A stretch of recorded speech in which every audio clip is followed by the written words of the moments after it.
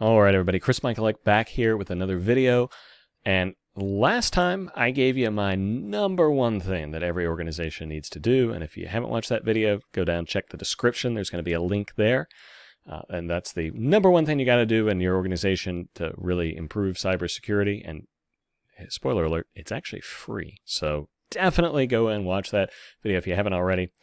But today I'm going to follow that up with the next few things, and honestly, I'm doing this off the top of my head. I probably should have been smart and counted it before, but it's kind of more a casual video day for me, so I'm just going to talk to you here, talking to the camera, and tell you the other few things that your organization needs. And now, right off the bat, I'm just going to tell you that chances are your organization already has a few of these in place, which is awesome. You should.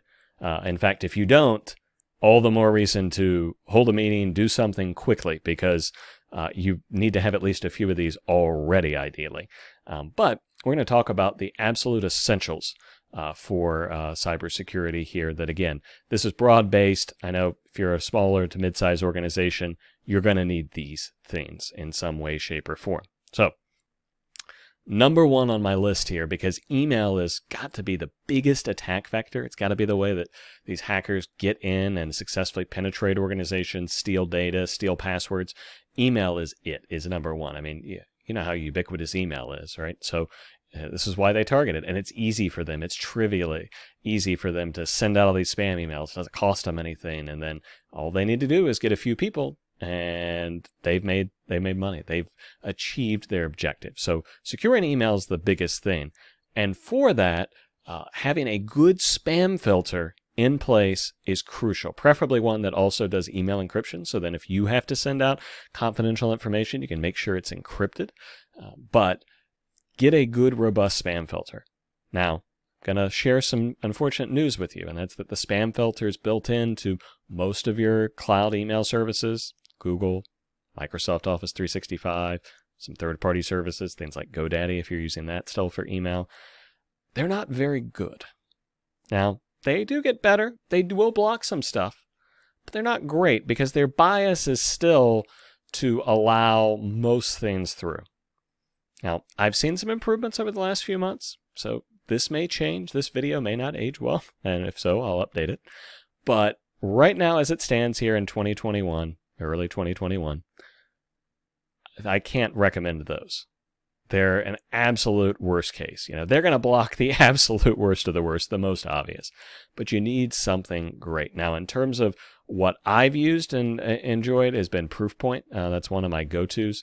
And I've talked to some other folks inside the industry that do IT security, and they have also said that Proofpoint is kind of their go-to and has been really good. Now, the downside of me recommending any sort of solution here, and by the way, this video isn't sponsored by anybody. Proofpoint didn't pay me to say this. I'm not getting a kickback. But the downside of these sorts of recommendations is things change. Technology is rapidly evolving. There's always new things on the horizon. There's a couple other solutions that I've been testing out that aren't like a traditional spam filter, but they work kind of differently. And those have some promise. Right now, I'm not ready to even mention them because they're just not quite where they need to be, and they certainly would be augmenting an existing spam filter, not replacing it. And my bias is always to get the most bang for your buck. I'm just going to be honest with you there. So if I can get solution A that does 90%, then even if solution B does that other 10%, you know, unless it's really, really urgent, I'm probably not going to spend on that other solution. But getting a good spam filtering system in place, I know it's kind of annoying because if you've got one, you know what I'm talking about. You get the Daily Digest and you're like, wait a minute, there's that email from Bob. I was supposed to get that. What the heck is going on? Stupid spam filter, right? So that's probably your attitude. And I understand, but unfortunately, we just can't take that risk, especially if you don't have number two on my list. And number two is some sort of cybersecurity awareness training program for your employees. Now, there's a ton of them out there. It really is going to kind of come down to your organization's preference here. They come in all sorts of broad categories. You can get like phishing simulations. You can get stuff dripped out. I've seen some that have like plugins to go in Microsoft Outlook. So they put a little button in Microsoft Outlook where if somebody thinks they've gotten a phishing email, they can click and report it. And within a few seconds, they'll get a report back that says, yeah, this looks like it, or no, the software doesn't think it is an actual phishing email. It thinks it's legitimate. kind of saves your employees some time and some hassle, and also saves your IT department a bit of hassle there. It's kind of on the front line. Some stuff might still be escalated to them, but you've got all these options here. So you really do have to kind of look at it. And again, like with anything, I'm loath to make recommendations of specific software just because things can change. And in a lot of cases, it is dependent on what your organization needs and maybe some compliance requirements and things that you might have. But you need a cybersecurity awareness training program, because every employee is going to be deluged with phishing emails and potential compromises. And, oh, wait, I'll just send this email out with the social security number. And, oh, I forgot to encrypt it. Whoops. This is why this is needed. You need to keep this in front of your employees so that they understand their responsibility. And the best of these is still pretty interesting. I mean, unfortunately, it's technology training. It can only be so fascinating. This is not like watching your favorite sitcom. But some do a better job than others, and at least will keep your employees engaged. It's as good as, if not better than, any other corporate training that you're going to do, right? So get that in place along with the spam filter. And now third, I'm going to recommend something called an EDR software. And that stands for Endpoint Detection Response Software. Think of this as antivirus software on steroids. So traditional antivirus software is starting to kind of go away. Now, you probably still have it on your systems, and good for you, because at this point, it's not like fully gone. And if you don't have EDR, you definitely need antivirus. But the problem with antivirus software is it works based on signatures. So there's very little most antivirus software, even the best antivirus software, can do to detect new threats. And it's getting easier and easier for hackers, even ones with not a lot of experience, to do some sort of custom code spin up, whether that's they buy it, whether it's generated, whether they write it themselves, and distribute that so that what they distribute to organization A is different than what they distribute to organization B. So if the organization A's thing is spotted and it's added to antivirus definitions, it won't necessarily detect what they deployed to organization B, even if it works very similarly. So this endpoint detection and response software, again, antivirus on steroids, it looks deeper at all these things and looks at behavior. It's not going to look at signatures. It's got to look, okay, what is the software doing? Because all ransomware, all of these different, malware, viruses, a lot of these all work the same way or within a few different ways. For ransomware, there's not a lot of variation fundamentally. Now, there's a ton of different ransomware variants out there, but most of them work in very similar ways.